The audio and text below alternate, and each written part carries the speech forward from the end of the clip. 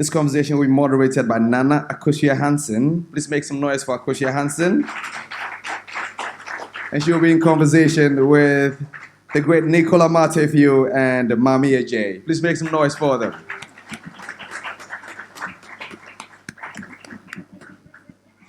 Hey, Zainab. Okay, Akosua, over to you.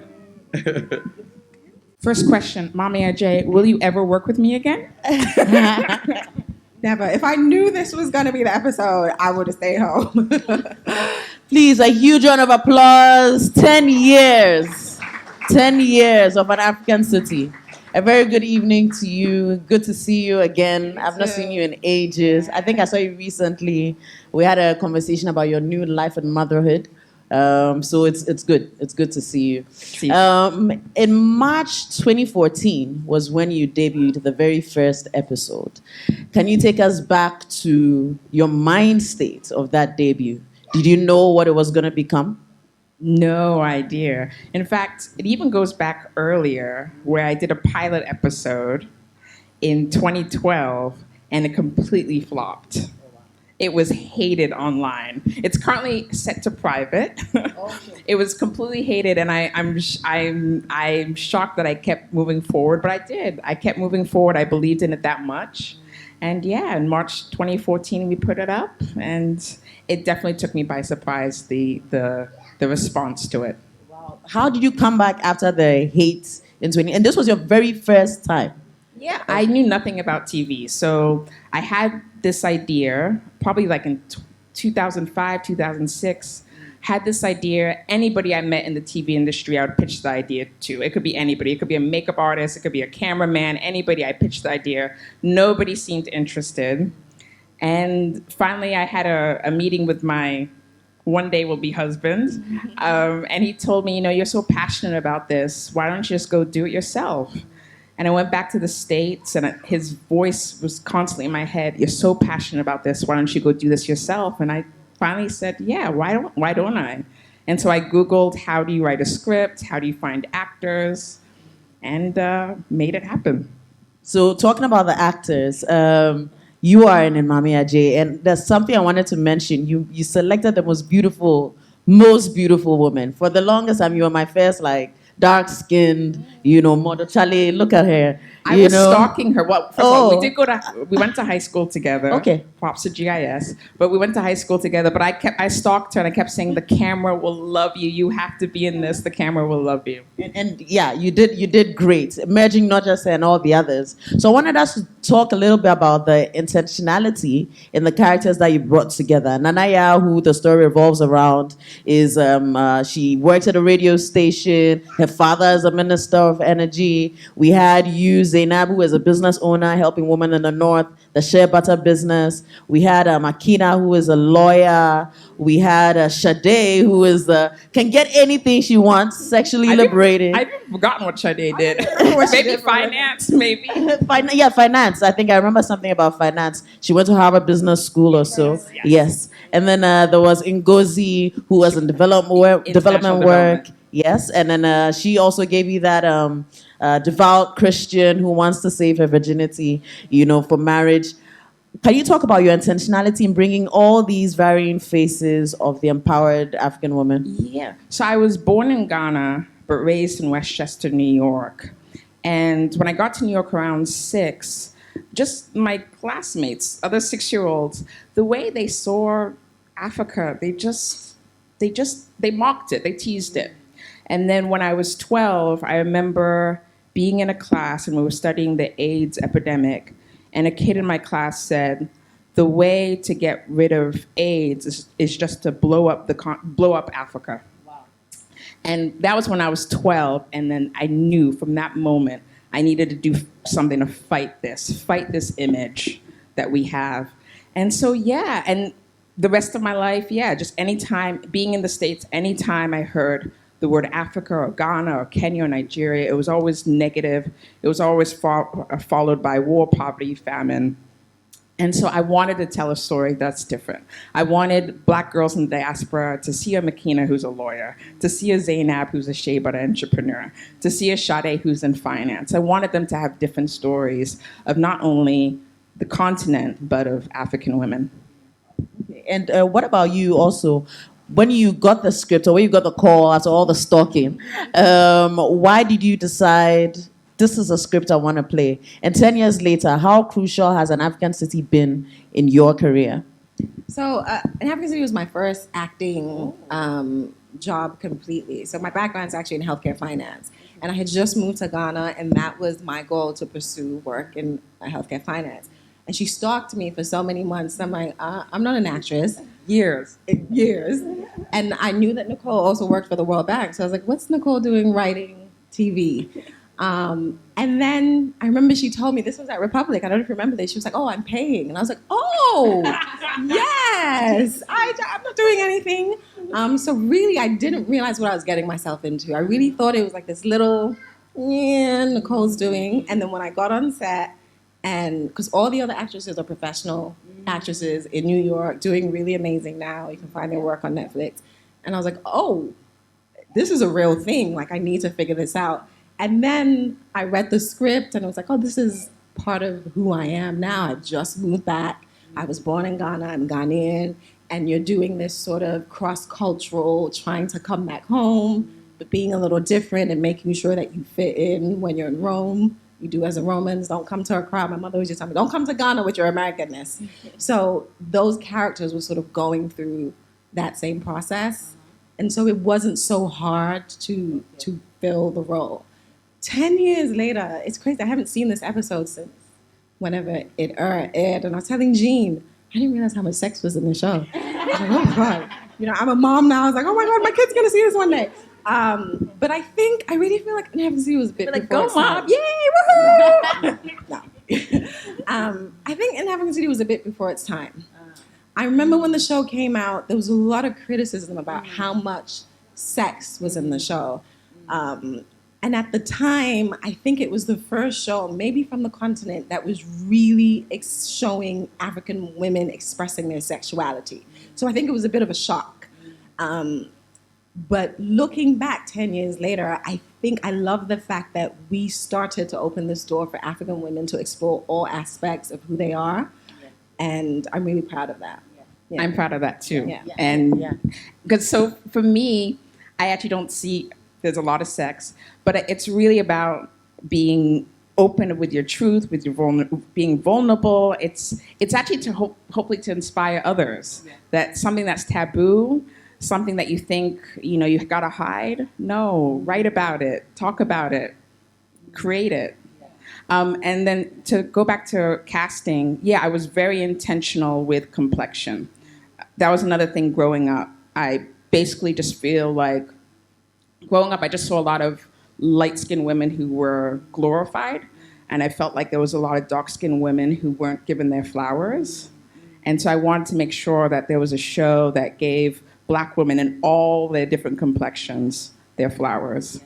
So I wanted to piggyback off that too, and also the conversation on sex and how you showed these sexually liberated women. And also even in the character of Ngozi, my choice to decide, to wait till marriage. I think I forget her name. She's an American Nigerian. She also had a whole lot of hullabaloo around her just because she said she's a virgin. Yvonne Orji. Yes, Yvonne Orji, yes. So it shows you the different facets of sexuality and how it plays out. And I wanted to know, 10 years down the line, how would you say this contributed to also a revolution in young women growing up? Because maybe 2 or 3 years before An African City, we had Adventures from the Bedrooms of African Women, a blog that had opened up, African sexuality across the continent. Then we have this 2 or 3 years later, and then see the young women or the middle-aged women or older women today, right? What role do you think you played in this? Well, I want to say like Nana Dakwa, like she that blog inspired me. It inspired me to also open up and live in my truth. I was 20s in my dating, and this was what I knew. I knew this world.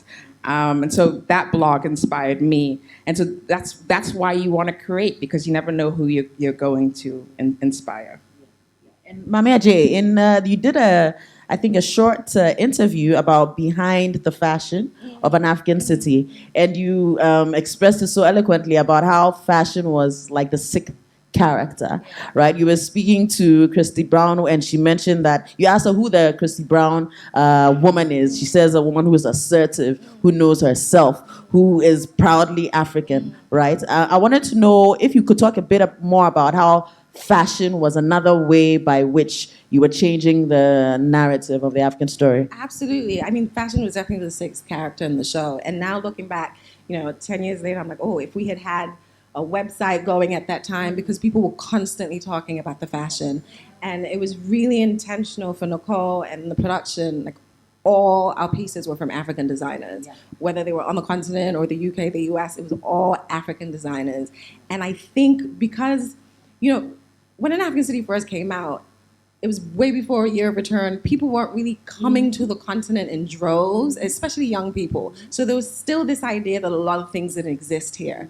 So when people saw the show and saw the fashion, it was like, oh, like this is how women in Accra, like modern women in Accra, are moving. So I feel like we really contributed to people seeing young women and how they dress, how they exist within the space. Like till today, I meet people that say, I moved to Ghana because of An African City.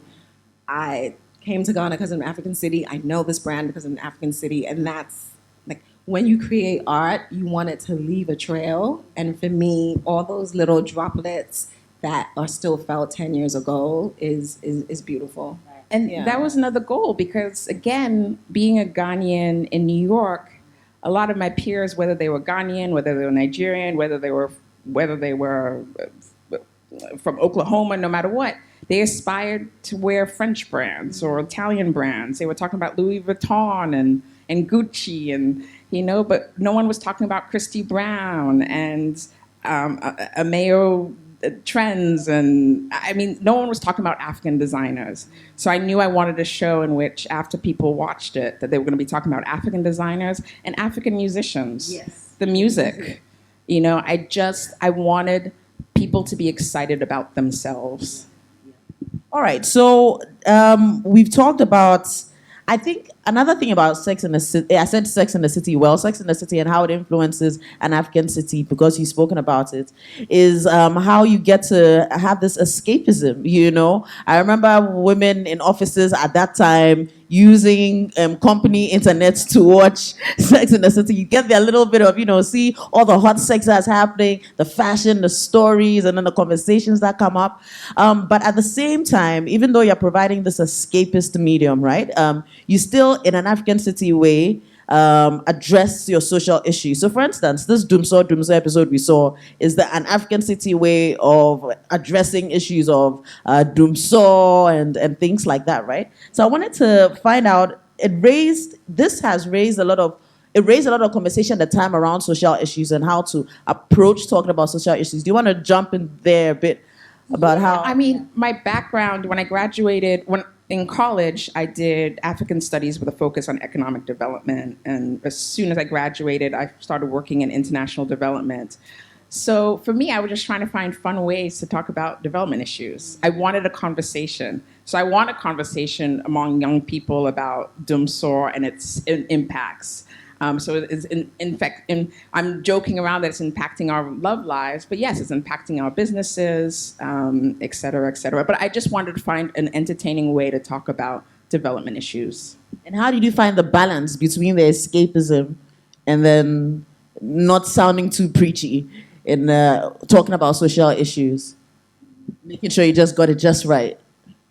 I guess it just found itself, I guess. Yeah. Okay. It just found itself. All right. So then I'm going to ask Zainab,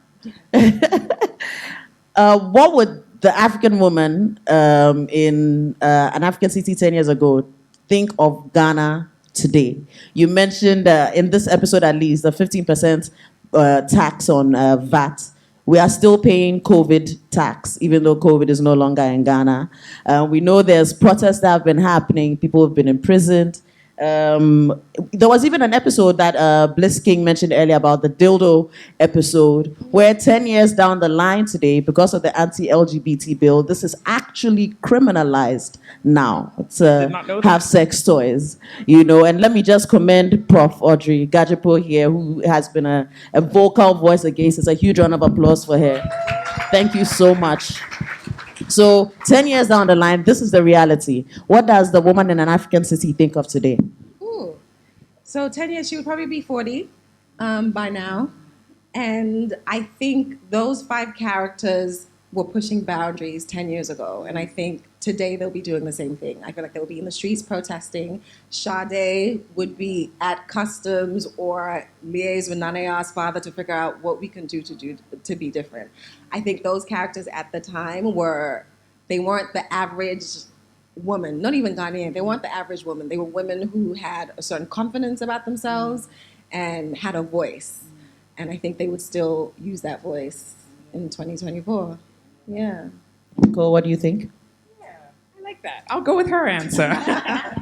All right. So I want to open it up for questions. I have more, but I don't want to hog the mic. If we can open up, if anyone has any questions. Any questions? An African city 10 years later. And Nana Akosua was in season 2. Do people know that you were in the show? People ask me every time. When Africa loves an African city. So I remember there's this woman from Kenya, every time she sees me, when is Nicole bringing the next season out? All the time. So today you answer it. Any questions? All right. Yes. Please, can we get her a mic? Thank you.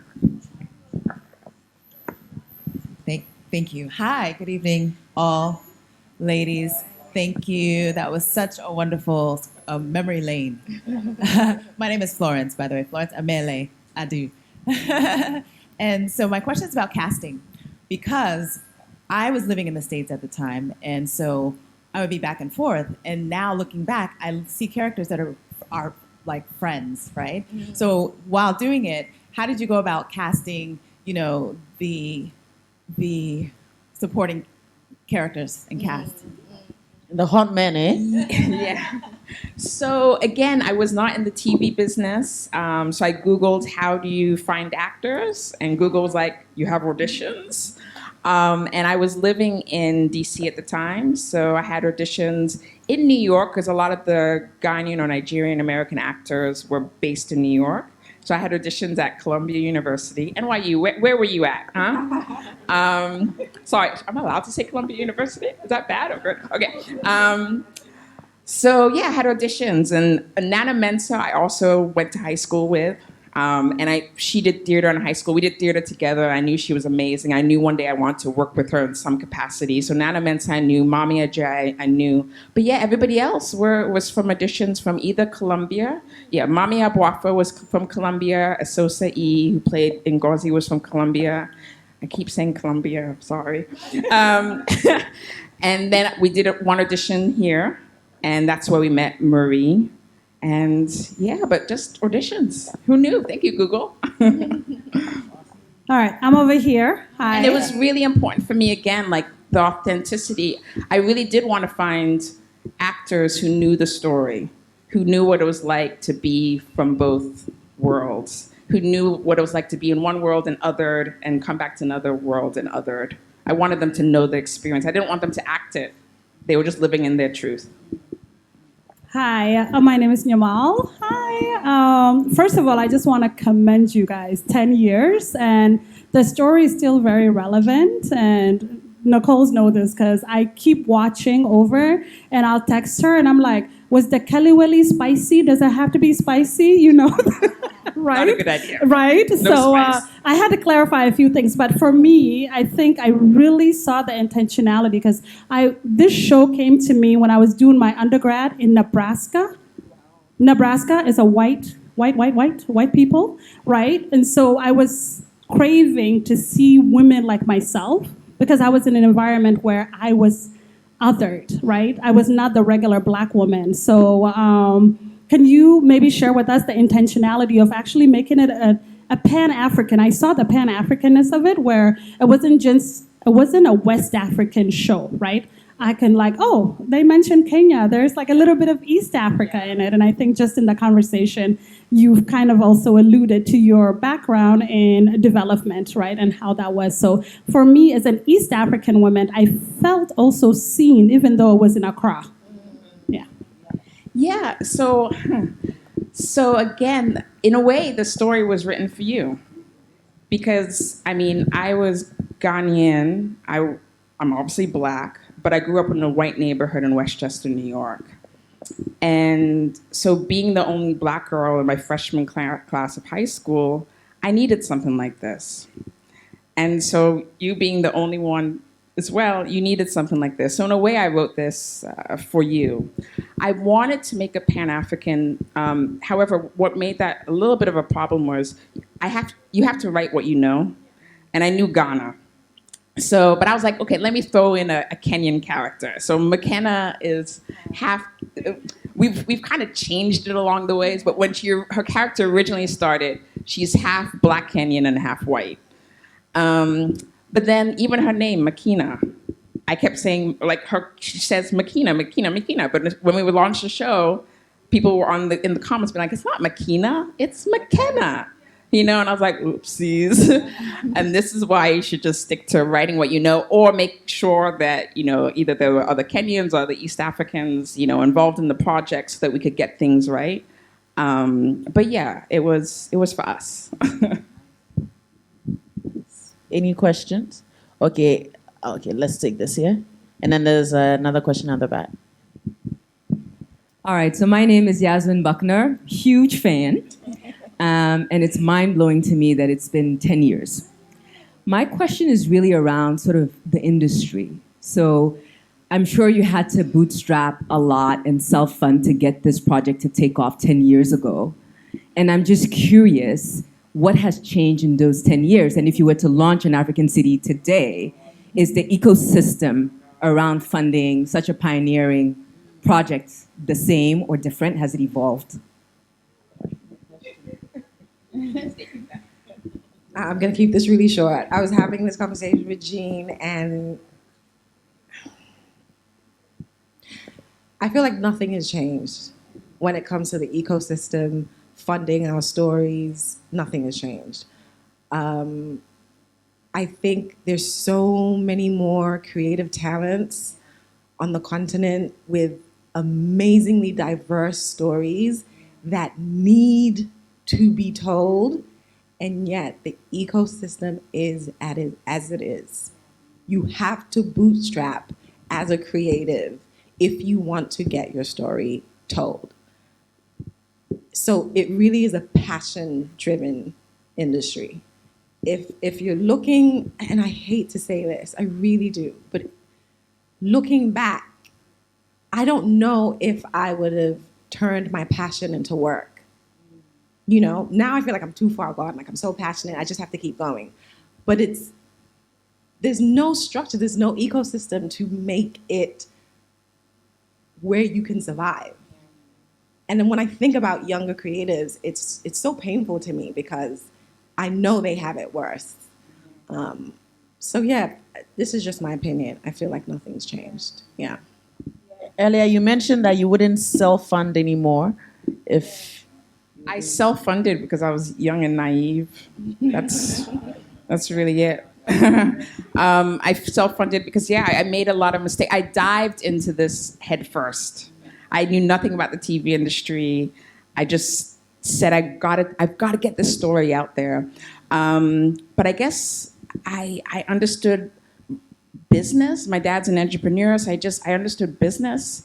And so I just understood that I wanted to get some things for free. So I talked earlier about, I got locations for free, and all the restaurants that we shot in was for free, and the designers loaned their clothes for free. And I just tried to keep costs down.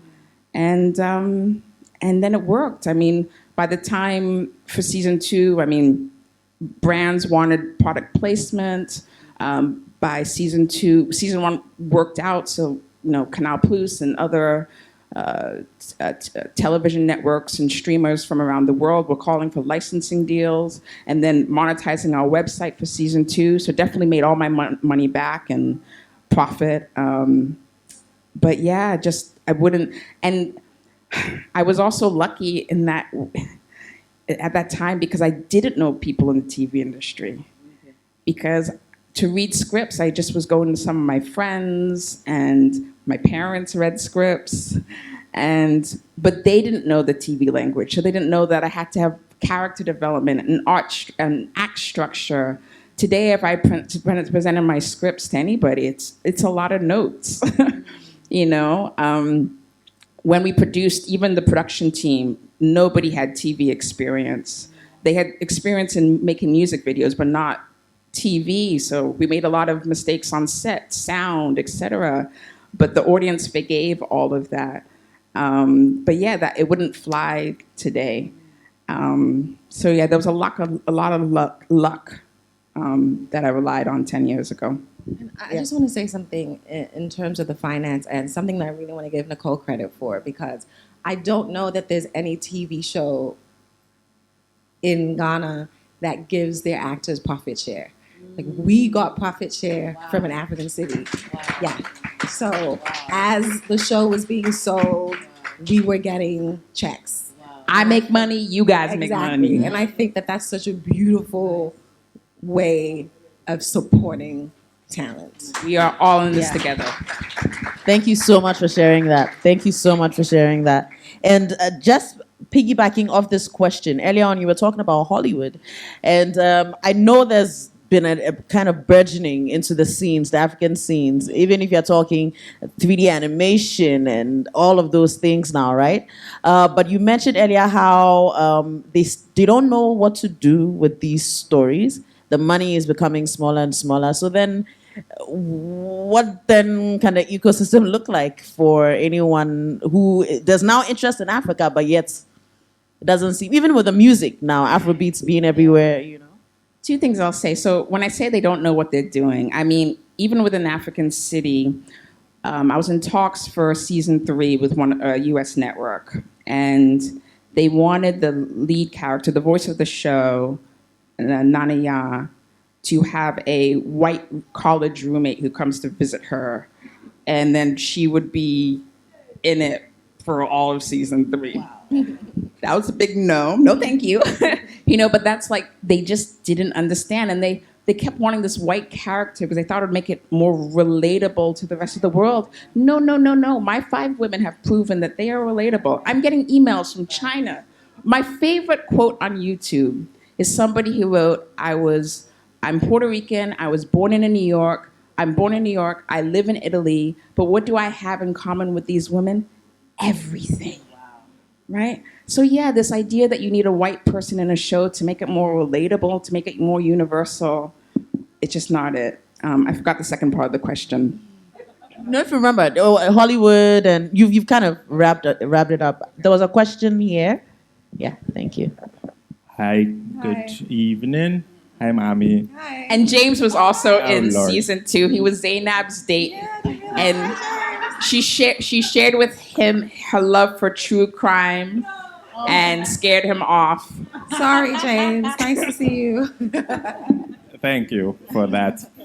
Yeah, I have a question on how was the reception here in Ghana, because an African city has a lot of shock factor, and we know how conservative Ghanaians are. So I want to know how the reception was here home in Ghana.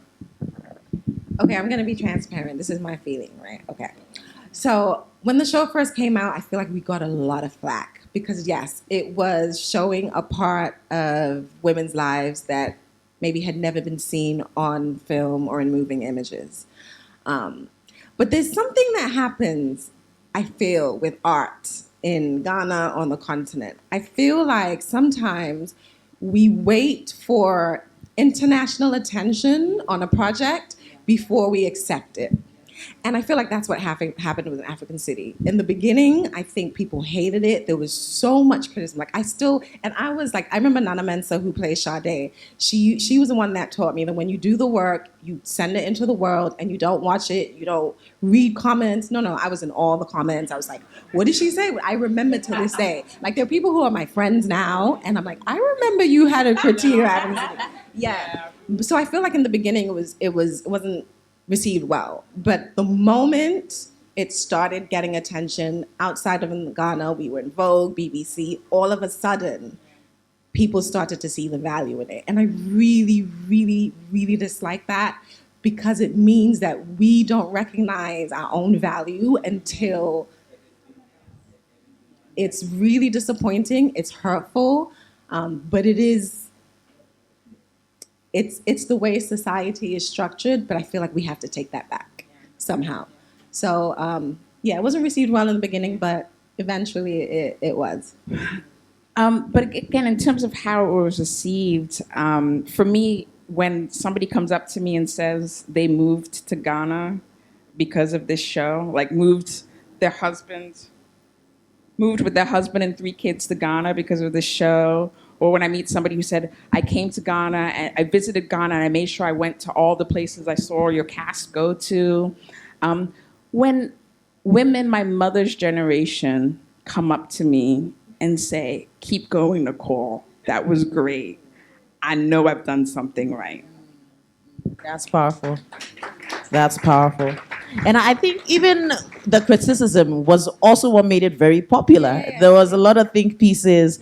And also another conversation that An African City raised at the time was the tensions and suspicions that Africans living on the continent, raised on the continent, have with returnees. So kind of like the diaspora wars we have today after the year of return and things like that. Kendrick Lamar's not like us. I love it, but sometimes I feel it's excluding me, So how did you foresee how An African City was also going to bring up those discussions around the tensions and the suspicions that Ghanaians living in Ghana feel about, returnees? And how did you feel about it? Probably not, but 2 things. I mean, it served as a mirror to me. So like when somebody did complain about something a returnee did, I'd be like, oh, whoopsies. Like, that's actually what I do. Like it was a mirror for me, so it helped me grow personally. But then what I do regret is, kind of how your character came about was because of all the criticism. People were like, oh, well, all these girls are so well off. You know what? I only came to Ghana with $2 in my pocket. So I felt like I had to kind of include that story, but it wasn't my truth. I came back to Ghana with a job, and it wasn't my truth. And I feel like I did that to please others, and I just realized that I'll never do that again. I'll always just stick to my truth. And there are varying stories. It doesn't mean one storyteller has to tell everyone else's stories. There are the stories of African Americans who've moved without much in their pockets and are struggling, but this is your story. It makes sense. Any questions? And it was a reminder, you can't please everyone. Yeah. So just focus on the Sudanese girl sitting in Nebraska. Just focus on her. I hear that. Any questions? Or comments or praise An African City? Or criticism. Or criticisms. Where were you when you saw the first episode of An African City? And what did you think? Now this question is to all of you. Should I randomly park it? There's a hand here. Thank you. Please, can you give him the mic?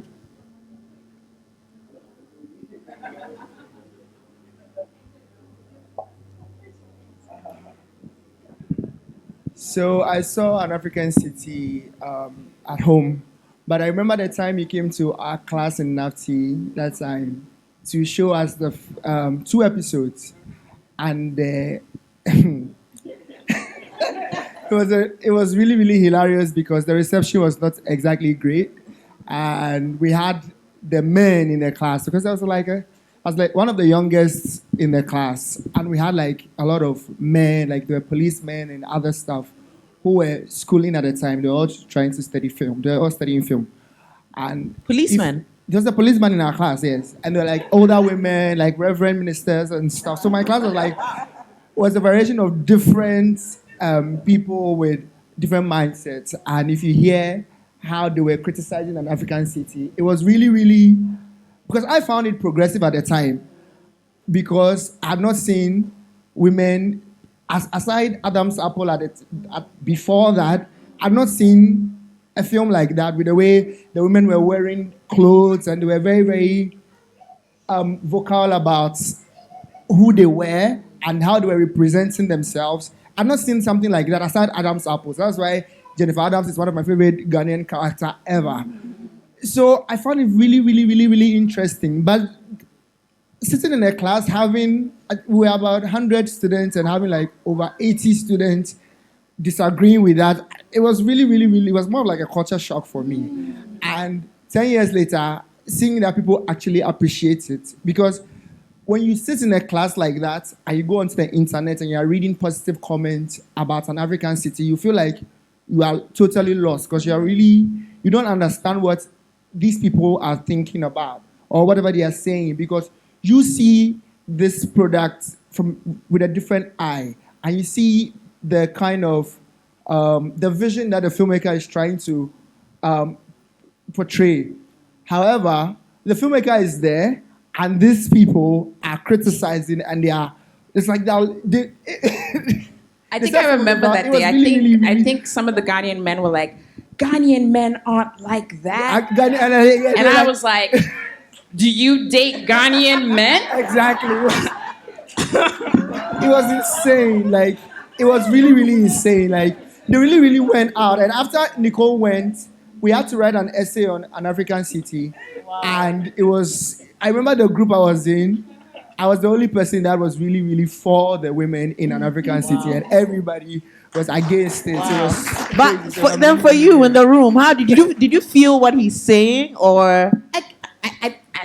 I thought it was comical because all these Ghanaian men telling me that this is not what Ghanaian men are like, but I'm just, I'm in my 20s, I'm dating these men, my friends are dating my men, my mom's dated these men, I'm telling you, there are men like this in Accra. So yeah, for me, I found it slightly comical. But, there's also the good. I remember once a sponsor from a bank reached out, and it was a man, and he loves the show, and all his male colleagues love the show, and they had a WhatsApp group, and every time a new episode came out, because the episodes came out on Sundays, they would WhatsApp each other and discuss it, and they were like, this one, dear Chale, make sure your wife doesn't see it, And, so for me, so there's some bad stories, but there are also the good ones. Yeah.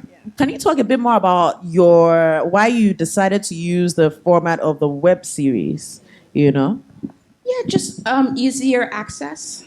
Again, I think I tried to pitch, while I was in DC, BET has a headquarters in DC, and so anytime I would meet somebody who worked for BET, they could have been the janitor, I would be pitching the show, and no one was interested. And so when Issa Rae came out with Misadventures of an Awkward Black Girl, I was like, wow, I could use YouTube. I don't need a TV network. And so that's the path I went, YouTube. I greenlit myself. Any more experience? Okay, there's a hand here. Mic, please. Who has the mic? Okay. So mine is not a question. It's actually a commendation to you and the entire team that shot the... I think when it was released, I was in my 3rd year in the university, and people were talking about it, and I was like, you guys are not serious. How do you go and talk about sex so much? And the women who acted it, they are not really serious. But I eat back my words, and after really watching it, and I think that I should say you're a maverick, because Doomsaw at that time was a big deal. For you to have the courage to put it out there in a very nice way this way, come on, you killed it. If it were to be now, I don't know, but... Jail cells. Jail. So, it's just like you talking about Galamsey there, in the peak of it. It wasn't in 2016. It wasn't an election year. It was 2014. It was crazy for you to do it in a beautiful way. And then the social thing is, I have boys here who are playing football. Like, I try to relate everything being done here to them. I want to poke their curiosity, because if they don't watch this, they'll hide somewhere and watch something that they will not learn from. We are trying to groom them and export them to the bigger world. This is Ghana. They'll probably find a fiancé or a girlfriend or a boyfriend from Kenya somewhere. They should understand that an established woman will want more than just 5-hour sex without you coming. They should understand all this, because these are things that your ordinary kid like me, who dampened the movie like 10 years ago, their parents will never talk to them about. They will never learn about it, and you dare not talk about it somewhere. But we are grooming them to export them. So these are things they are going to see. So for you, it will probably, you've made your mark, done your returns, but this is a big deal for all of us at Academy 11. Thank you for speaking to the next generation, thinking about, you're just like our Kwame Nkrumah. He thought about Ghana now in so many years. Kudos to you and your team. Thank you. There was a hand here as well, right in front. Ramesh, here.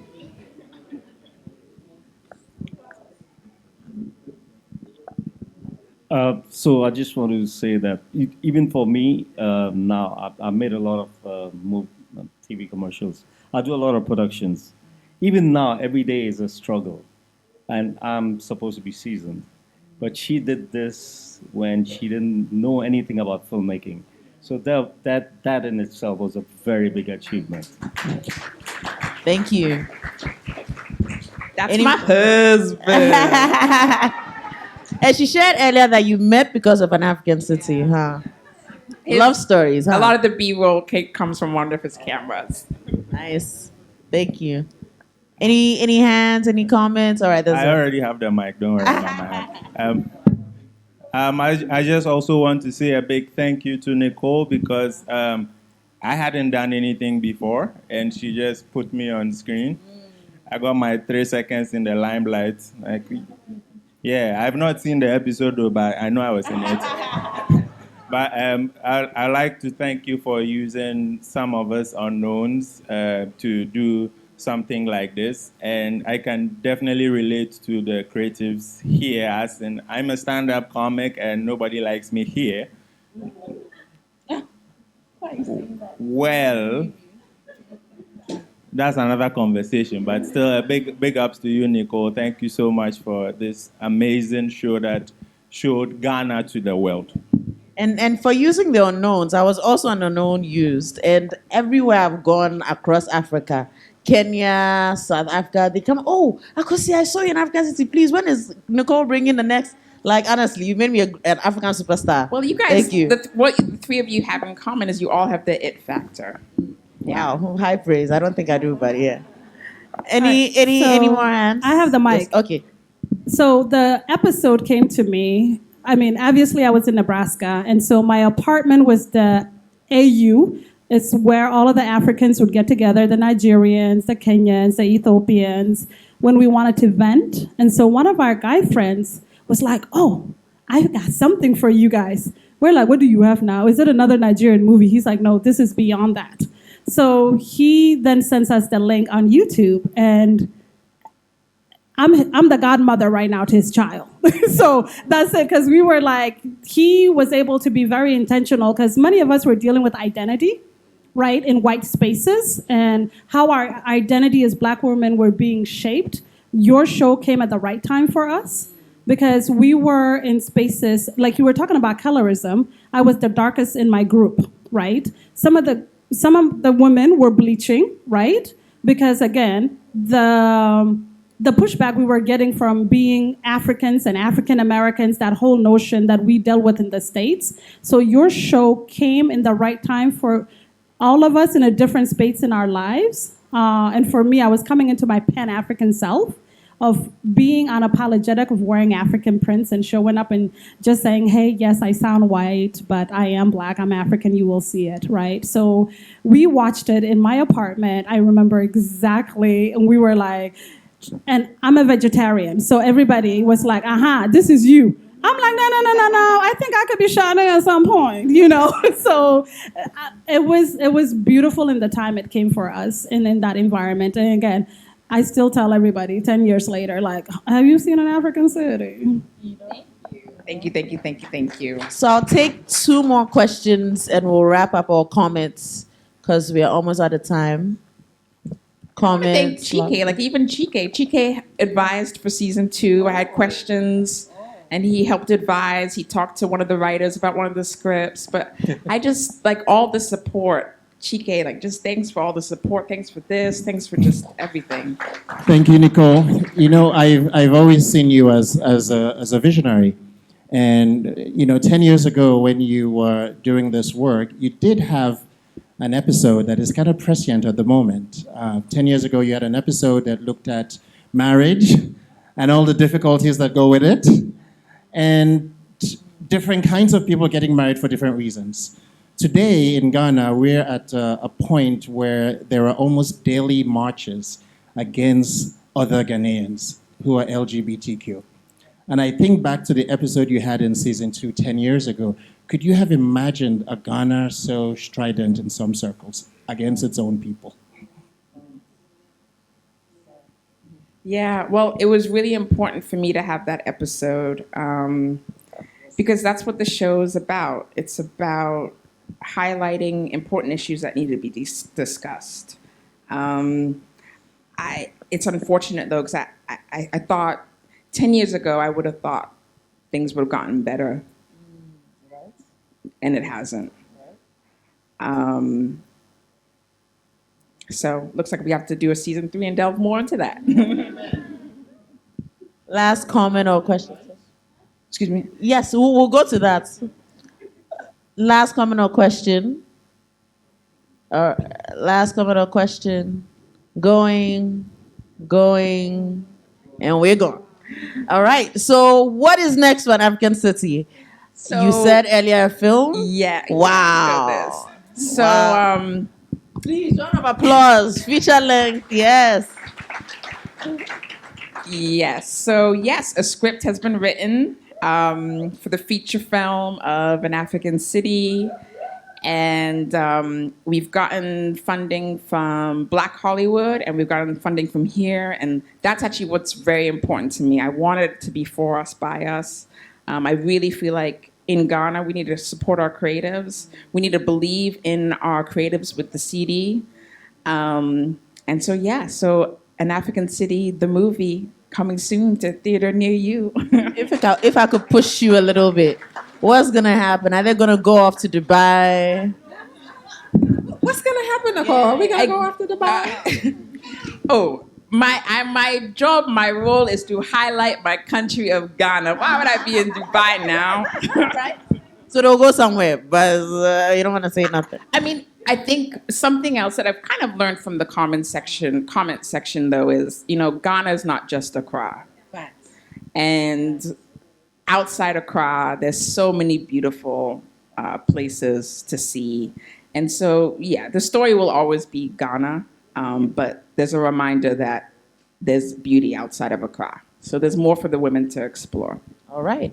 So to wrap up, do you have any final words, Maame Adjei? 10 years later, how has your world changed? And how can you rampage people who are scared of trying something for the first time they never tried before and then just doing it? Your final words. An African City changed the trajectory of my life. Like I said, my background's in healthcare finance. I was gonna build a hospital and run it and change healthcare in Ghana, and now I'm an actress and a filmmaker. And I think it just gave me an African City. Like I always knew that wasn't my lane. It was something I was good at, but it wasn't my lane. And I think an African City gave me the confidence to pursue passion. Even though now I'm a little jaded, I'm like, do you pursue passion? But it really was a beautiful jumping point for the life that I've had over the last 10 years. And I don't regret that. So yeah, for me, if there's something out there that you feel is pulling you, is calling you, there's no harm in trying. But I also now believe in a bit of reality and balancing that a bit. But in African City, thank you to anyone who's ever streamed it, seen it, supported it, all the people that have come up to us constantly, just telling us how it impacted them. I think sometimes when you're in the work, you don't recognize its impact. So that's so beautiful to hear 10 years later. It's crazy, 10 years, my God. So yeah, thank you. And I mean, for you, how do you feel seeing your actresses and where they've reached now? Nana Mensah and The Diplomat, Nana Ya, also, I'm calling her by a character name, but Mama Ya, and Mama Ya Boafo, exactly, and where she has gone now in her character. And you said something iconic today, your story is your superpower. So in all of this, rampage us into, a finality of thoughts.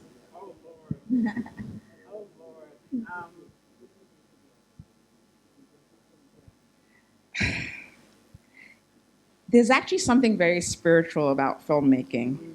You know, Maame Adjei did not audition. I just told her she had an it factor. The camera will love her. All of this has been such a spiritual experience. But yeah, if you have a story, if you're passionate about it, go for it because it's going to lead you on a journey beyond your wildest dreams. I'm living my wildest dream right now. So do it. Powerful. Please, a huge round of applause. Nicole Amarteifio and Zainab. And congratulations on 10 years. Are you doing anything to commemorate the 10 years? This is it. Screening? Next Okay, cool. Awesome. Thank you so much. And I guess we'll wrap up. I'll leave it to the MC. Yeah? All right. Thanks. Wonderful. Ladies and gentlemen, one more time for An African City. 10 years later, all the characters have evolved and are doing amazing things across the world, which is really amazing to watch.